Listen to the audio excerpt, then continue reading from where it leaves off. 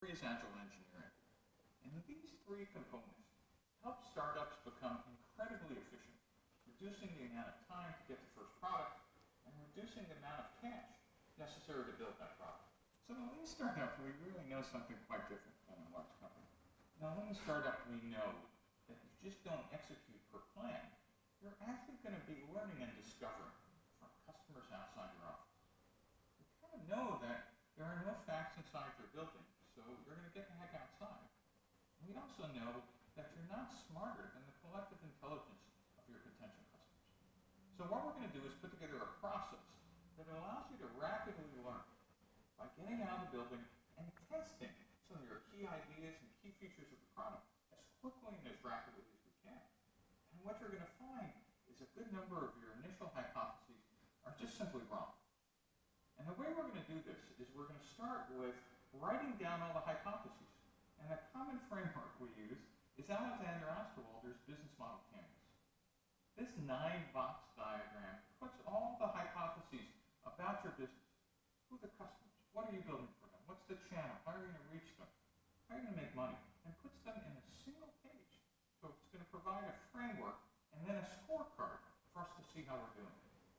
But unlike just doing strategy in a large company, you're going to take these hypotheses and go outside the building and actually test them. Not test them randomly, but test them with a formal process called customer development.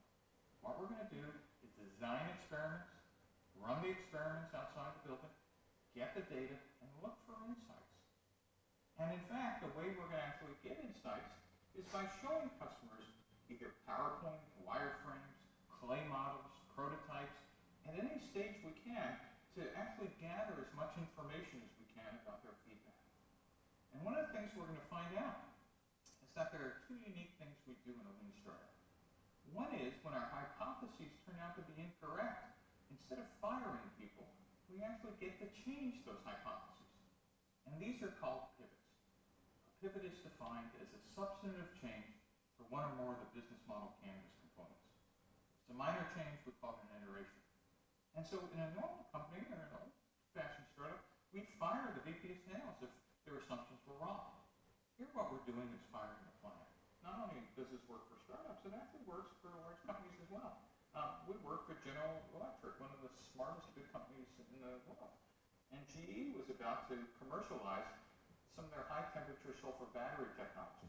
And they wanted to offer these batteries to other companies for industrial applications.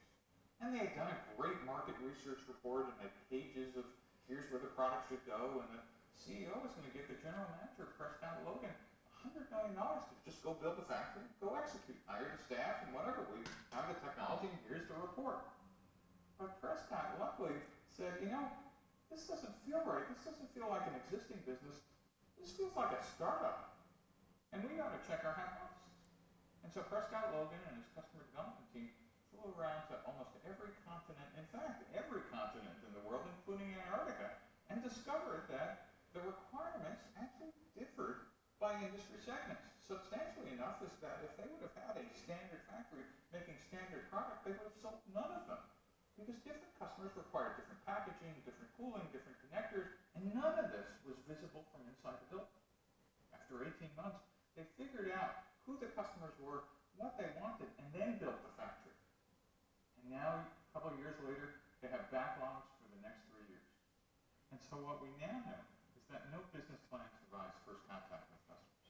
That means we wouldn't know whether we were right or wrong until after we shipped the product and customers gave us feedback. And by then, we've burned lots of time, lots of money, and potentially are out of business. But imagine if you had a process that allowed you to quickly iterate and incrementally build the product a piece at a time. For each increment, learning and discovering whether you were on the right track. What's the right track? Do you have the right customers for the right features, which we call product market fit? Do you have the right distribution channel? Do you have the right revenue model, right pricing, partners? Do you understand your costs? We have a process now to test each one of these incrementally, cheaply, and quickly. And that's what the whole lean startup model is about.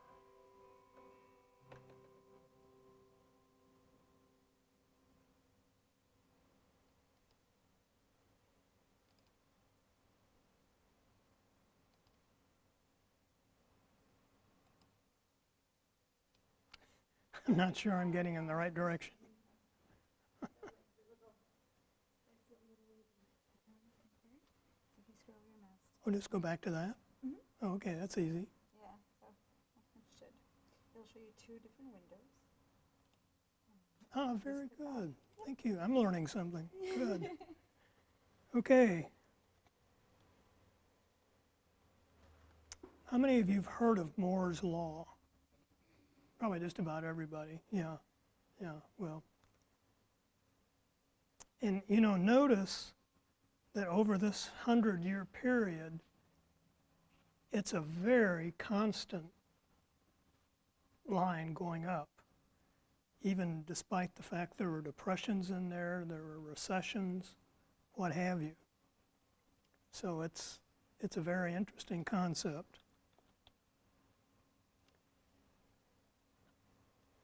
And so part of this book called Bold was to look into why can we do so much more now today than we did before?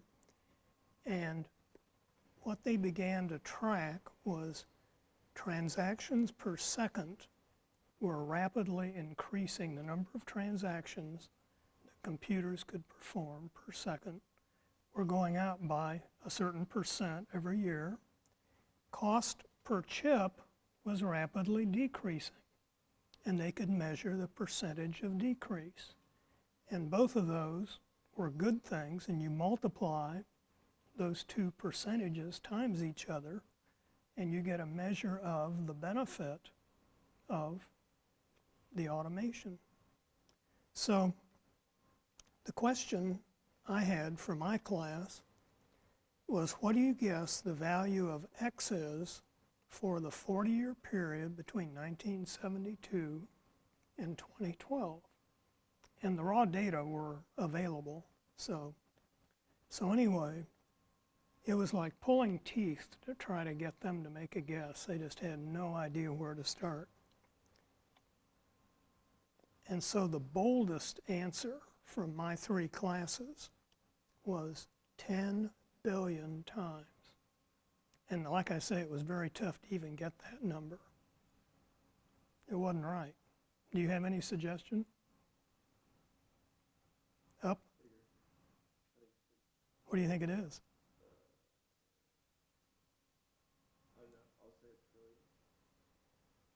That's a pretty good answer.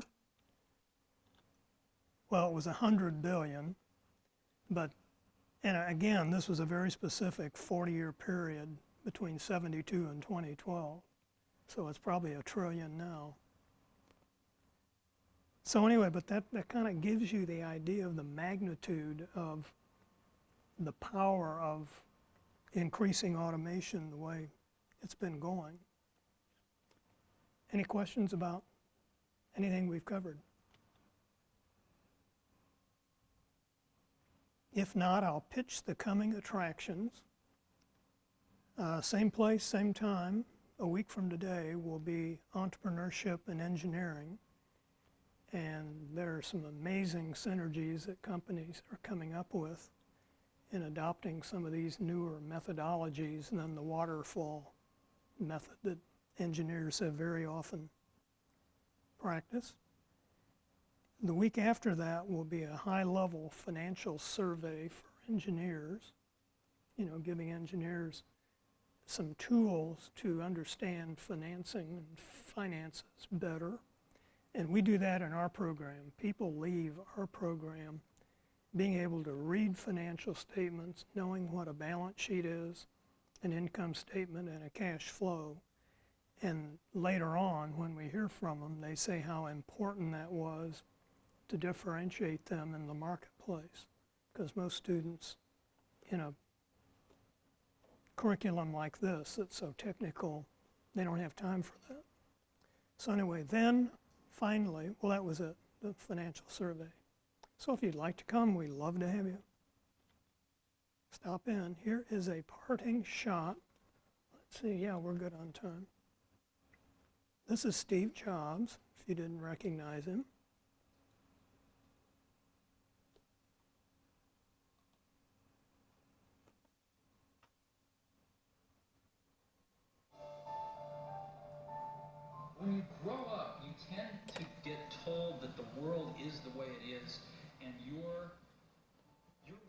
just to live your life inside the world, try not to bash into the walls too much, try to have a nice family life, have fun, save a little money. That's a very limited life. Life can be much broader once you discover one simple fact, and that is everything around you that you call life was made up by people that were no smarter than you. And you can change it. You can influence it. You can build your own things that other people can use. Once you learn that, you'll never be the same again.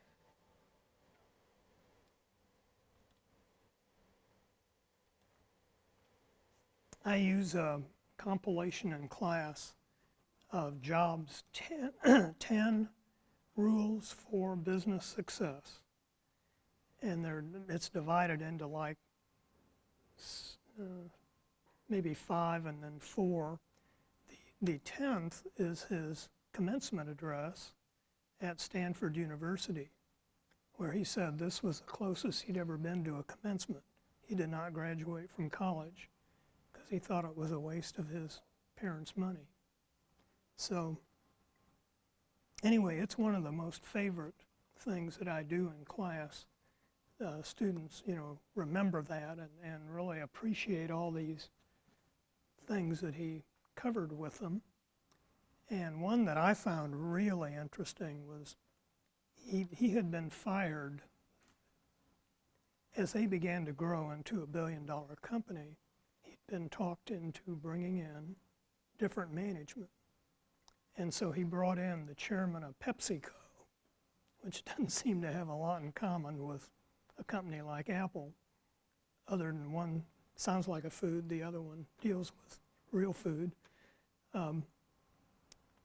And the two of them got at crosshairs, and this guy fires Jobs. He's the majority shareholder. If he'd wanted to fight it, he could have, and he elected not to do that. So he just held on to his stock, and he did a bunch of other things.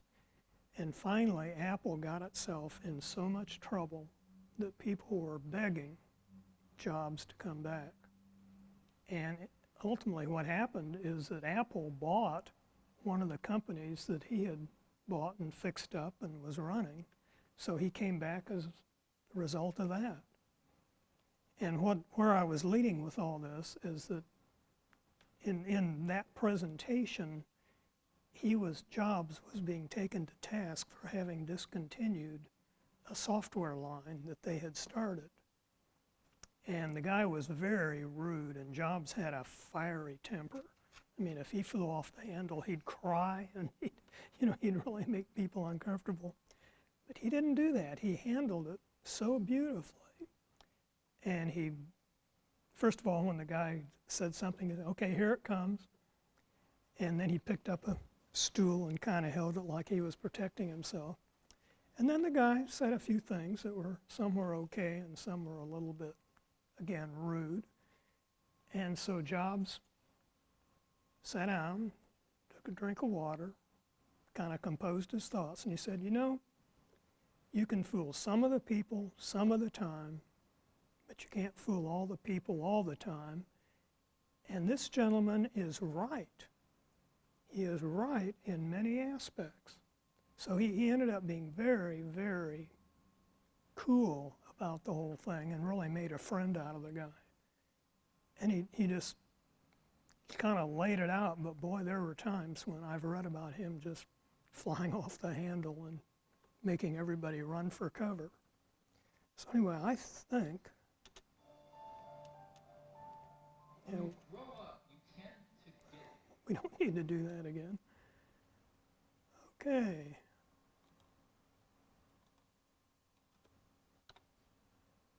That is it. How are we doing on time? 5 minutes. See, I gave you 5 minutes of your life back. Well, it's been a pleasure, so I hope you got something out of it. And if you're interested in the other 3 or other 2, be glad to see you again. The one on the 26th, the financial survey, what all does that, what all? It is really a very high-level introduction of what financial statements are, so you have a working vocabulary, and there are three main ones, what they can tell you and how you can use them. And so they're kept at a very high level, but in our class we have a financial modeling system that's written in Excel that they can use to generate their own financial statements. So I mean, we take them the whole way in that. And that's been very popular with our students because nobody else does that with them. So, anything else? Gosh, did our enforcer left? Okay, then by God we'll show her. We will too. Okay, well, thanks very much. Thank you. You're welcome. It's a pleasure.